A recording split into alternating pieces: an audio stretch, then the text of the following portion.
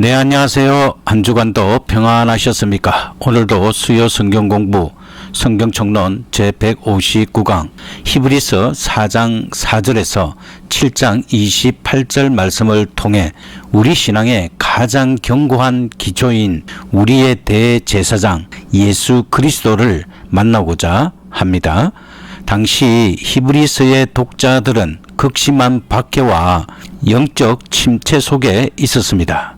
그들은 정말 예수만으로 충분한가? 다시 눈에 보이는 율법과 제사로 돌아가야 하는 것이 아닐까라는 흔들림 속에 있었습니다. 오늘은 왜 예수 그리스도만이 우리 영혼의 유일하고 영원한 반석이 되시는지 공부하도록 하겠습니다. 첫 번째로 히브리서 4장 14절에서 5장 10절 말씀에는 예수님은 우리의 연약함을 체휼하신 참된 대제사장이심을 말씀하고 있습니다. 우리가 믿는 예수님은 멀리 계신 관념적인 신이 아닙니다. 예수님은 우리와 똑같은 성정을 지니셨던 참 인간이시며 동시에 죄가 없으신 참 하나님이십니다. 예수님은 우리의 연약함을 아시는 분이십니다. 구약의 제사장들도 인간이었기에 백성의 연약을 이해했습니다. 그러나 그들은 자기 죄 때문에 먼저 제사를 드려야 했던 한계가 있었습니다. 하지만 예수님은 죄가 없으시면서도 우리가 겪는 모든 시험과 고통을 직접 겪으셨습니다. 이를 우리는 체휼 또는 대리적 고난이라 부릅니다. 그리고 예수님께서 단번에 이루신 제사입니다. 아론의 후예들은 매년 반복해서 짐승의 피를 흘려야 했습니다. 하지만 예수님은 자기 몸을 제물로 드려 단번에 영원한 속죄를 이루셨습니다. 우리가 죄 때문에 무너질 때 하나님이 나를 용서하실까라는 의심이 들 때 기억하십시오. 우리의 대제사장은 이미 하늘 성소에 들어가셔서 우리를 위해 객관적이고 완전한 속죄를 완성하셨습니다. 그리고 두 번째로는 히브리서 5장 11절에서 6장 20절 말씀에서 영적 게으름을 향한 율법의 경고를 살펴보겠습니다. 복음의 영광을 설명하던 히브리서 저자는 갑자기 독자들을 향해 날카로운 율법의 채찍을 듭니다. 이것은 그들을 정죄하기 위함이 아니라 복음에서 멀어지는 영적 위기를 깨우기 위함입니다. 따라서 우리는 듣는데 둔한 자들이 되지 말아야 합니다. 그 당시 히브리서를 읽은 독자들은 예수를 믿은 지 오래되었지만 여전히 하나님의 말씀에 초보에 머물러 있었습니다. 단단한 음식, 저 깊은 복음의 진리를 먹지 못하고 젖이나 찾는 어린 아이와 같았습니다. 그리고 우리는 기억해야 합니다. 신앙의 성장은 나의 열심이 아니라 하나님의 말씀이 주시는 은혜를 얼마나 소중히 붙드느냐에 달려 있습니다. 말씀을 삶에 적용하지 않고 그저 교회에 출석하는 것에 만족하는 영적 게으름은 결국 복음과 유대교 즉 율법 사이에서 방황하게 만듭니다. 오늘 히브리서가 우리에게 들려주시는 이 경고를 무겁게 받아들여야 합니다.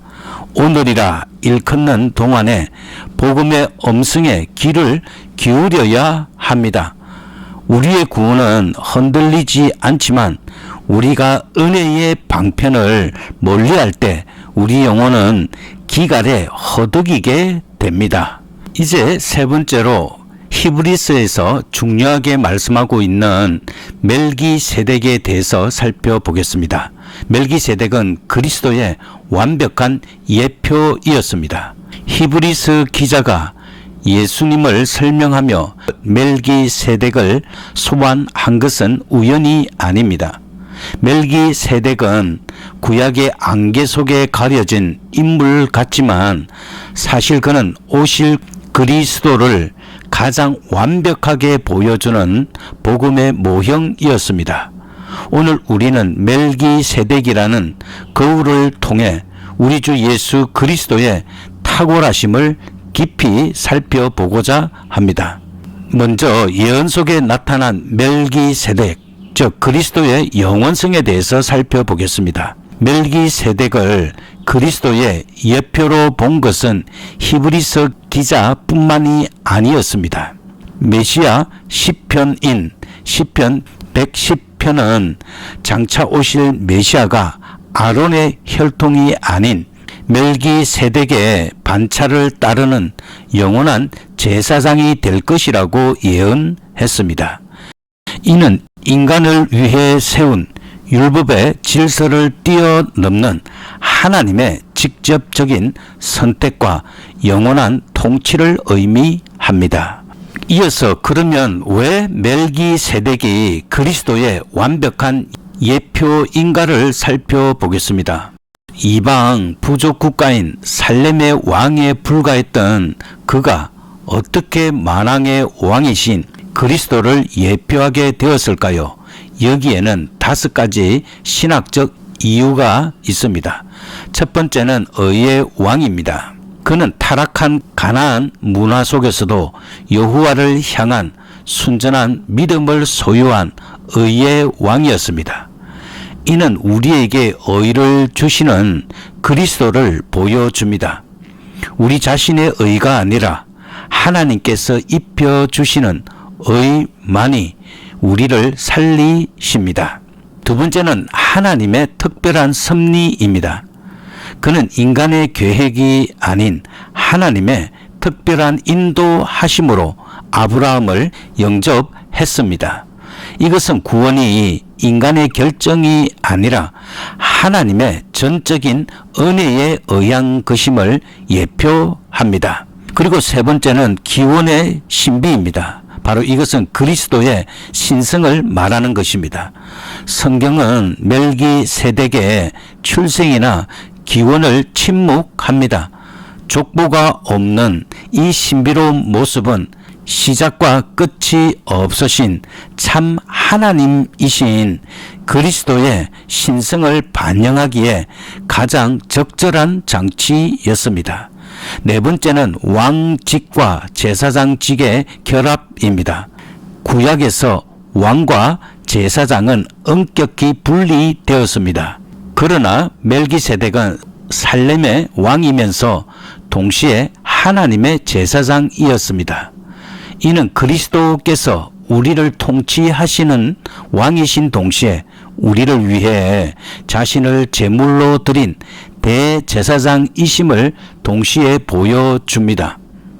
다섯 번째는 영접과 축복, 즉 복음 선포입니다. 성전하고 돌아오는 아브라함을 떡과 포도주로 영접한 멜기세덱의 모습은 죄의 싸움에서 승리하신 그리스도께서 우리에게 복음의 말씀과 성찬을 베푸시는 모습을 연상케 합니다. 그는 아브라함에게 복을 빌어줌으로써 그리스도가 모든 믿는 자에게 주시는 칭의의 복음을 미리 보여주었습니다. 멜기세덱은 그 자체로 목적이 아닙니다. 그는 진정한 의와 평화의 왕국을 구현하실 예수 그리스도를 가리키는 손가락입니다. 레위 계통의 제사장들은 죽음 앞에 굴복했고 그들의 제사는 반복되어야 했으나 멜기세덱의 반차를 따르는 예수님은 단번에 영원한 제사를 완성하셨습니다. 이제 우리는 율법의 두려움이 아니라 우리를 위해 말씀과 떡과 잔을 들고 찾아오시는 영원한 대제사장 예수의 은혜 안에서 참된 안식을 누릴 수 있습니다. 예수 그리스도는 율법의 한계를 완성하시고 우리에게 영원한 복음의 안식을 주시는 대제사장이십니다. 그분의 속죄는 완전하며 그분의 사역은 영원합니다. 우리의 신앙 고백처럼 우리는 날마다 우리 자신에게 죄인임을 발견하지만 우리를 위해 하늘 성소에서 강구하시는 그리스도를 바라볼 때 우리는 완전한 의인으로 선포됩니다. 이제 네 번째로 히브리서 6장 4절에서 6절 말씀에서 한 번 비침을 얻고 타락한 자에 대해서 살펴보겠습니다. 성도의 견인인가 타락은 실제 하는가라는 문제 제기를 한번 해보도록 하겠습니다. 성도의 견인 교리는 흔히 한 번 구원받은 자는 결코 타락할 수 없다는 의미로 통용되곤 합니다. 하지만 히브리서 6장 4절에서 6절은 우리에게 당혹스러운 질문을 던집니다. 본문은 분명히 한 번 빛을 받고 하늘의 은사를 맛보고 성령에 참여한 바 된 자들, 즉 실제로 은혜를 경험한 자들이 타락할 수 있음을 경고하고 있기 때문입니다. 성경은 일괄된 성령의 감동으로 기록되었기에 결코 모순될 수 없습니다. 우리는 이 난제를 율법과 복음의 올바른 구별이라는 렌즈를 통해 다음과 같이 정리합니다. 첫 번째로 타락은 가정이 아니라 실제적 위험입니다. 우리는 성경은 인간이 성령의 역사를 거부하고 믿음에서 파산할 수 있음을 경고하고 있습니다. 참고 성경 구절은 역대상 28장 9절 그리고 디모데전서 1장 19절입니다. 오늘 말씀에서 타락한 자들은 거짓 신자가 아닙니다. 그들은 실제로 세례와 말씀을 통해 성령에 참여한 자들입니다. 인간은 스스로 구원할 능력은 없으나 주어진 은혜를 거부할 능력은 즉 타락한 본성 안에 여전히 가지고 있습니다. 따라서 본문은 실제하는 배교의 위험을 경고하는 엄중한 경고로 쓰여졌습니다. 두 번째는 성경적 조화를 위한 세 가지 견해를 살펴보겠습니다. 우리는 이 본문을 성경 전체의 구원의 확신과 조화시키기 위해 다음과 같은 틀을 제시합니다. 첫 번째는 배교 방지를 위한 목회적 경고입니다. 이 경고는 신자를 공포에 빠뜨리려고 하는 것이 아니라 육신의 안일에 빠져 은혜의 방편을 멀리 하려는 옛 아담을 죽이기 위함입니다. 성도가 타락의 길로 들어서지 않도록 일깨우는 하나님의 강력한 사랑의 채찍입니다. 둘째는 외적 참여와 내적 불신앙의 구별입니다. 교회 안에는 참된 성도와 외적 형식에만 참여하는 자들이 섞여 있습니다. 루트는 이를 눈에 보이는 교회와 눈에 보이지 않는 교회의 긴장으로 보았습니다. 가룟 유다나 마술사 시몬처럼 은혜의 방편인 말씀과 성찬에 외적으로 참여하여 그 능력을 맛보았음에도 불구하고 끝내 마음을 완악하게 하여 성령을 거역하는 자들이 실제로 존재합니다. 셋째는 미숙한 자들을 위한 보호입니다. 공동체 안에서 누군가 배교하는 모습을 볼 때 남겨진 신자들은 큰 충격에 빠집니다. 저자는 이러한 실제적 타락의 비극을 보여줌으로써 신앙이 어린 자들이 자만하지 않고 오직 그리스도라는 반석 위에만 집을 짓도록 돕습니다. 그러면 우리의 확신은 어디에 있는가라는 질문을 던져보아야 합니다. 오늘 말씀이 주는 두려움 앞에 우리는 어떻게 확신을 가질 수 있을까요? 여기서 루트교 신앙의 탁월함이 드러납니다. 우리의 견인, 즉 끝까지 믿음으로 인내하고 버티는 것은 나의 결단력에 있지 않습니다. 만약 나 자신을 본다면 우리는 매일 타락할 수밖에 없는 자들입니다. 그러나 우리의 구원은 말씀을 믿고 세례를 받고 성찬을 통하여 약속된 하나님의 신실하심에 근거합니다. 따라서 히브리서의 경고는 우리를 절망으로 몰아넣는 것이 아니라 오늘이라 일컫는 동안에 다시 그리스도께로 돌이키게 합니다.